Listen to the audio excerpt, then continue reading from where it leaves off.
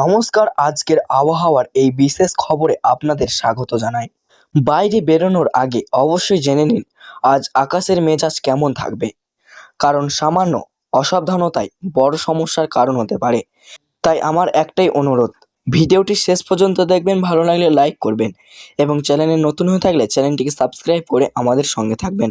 চলুন আজ আমরা দেখে নিই। আজ সকাল থেকেই অনেক জায়গায় আকাশ আংশিক মেঘলা দেখা গিয়েছে।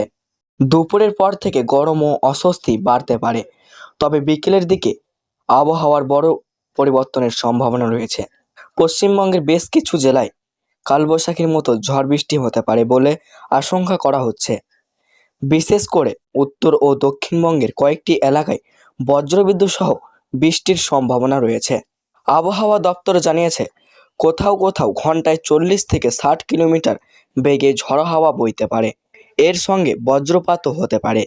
তাই খোলা মাঠে থাকা, বড় গাছের নিচে দাঁড়ানো বা বিদ্যুতের খুঁটির কাছে যাওয়া থেকে সাবধান থাকতে বলা হয়েছে।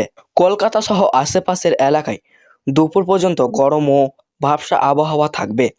তাপমাত্রা কিছুটা বেশি অনুভূতি হতে পারে, তবে বিকেলের পর আকাশ কালো করে মেঘে ঢেকে যেতে পারে এবং শুরু হতে পারে ঝড় বৃষ্টি। বৃষ্টির কারণে কিছু এলাকায় জল জমার সমস্যাও দেখা যেতে পারে। উত্তরবঙ্গের দার্জিলিং, জলপাইগুড়ি ও কোচবিহারের মতো এলাকায় হালকা থেকে মাঝারি বৃষ্টির সম্ভাবনা রয়েছে। পাহাড়ি এলাকায় কুয়াশা বাড়তে পারে, তাই গাড়ি চালানোর সময় সাবধানে চালানোর পরামর্শ দেওয়া হয়েছে। দক্ষিণবঙ্গের বীরভূম, মুর্শিদাবাদ, নদিয়া, বর্ধমান ও 2 চব্বিশ পরগনাতেও বজ্রসহ বৃষ্টির সম্ভাবনা রয়েছে। কোথাও কোথাও শিলাবৃষ্টিও হতে পারে। কৃষকদের জন্য বিশেষ সতর্কতা জারি করা হয়েছে, যাতে ফসলের ক্ষয়ক্ষতি কম হয়।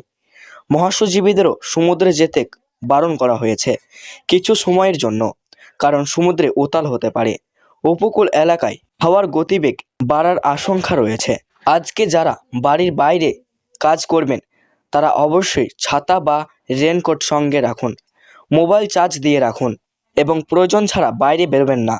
বজ্রপাতের সময় মোবাইল ব্যবহার কম করারও পরামর্শ দেওয়া হয়েছে। সব মিলিয়ে আজকের দিনটি গরম দিয়ে শুরু হলেও বিকেলের পর আবহাওয়া বদলে যেতে পারে। তাই সবাই সতর্ক থাকুন এবং নিরাপদে থাকুন। তো সুপ্রিয় দর্শক, এমনই আরও আবহাওয়া খবর জানতে আমাদের সঙ্গে থাকুন। ধন্যবাদ।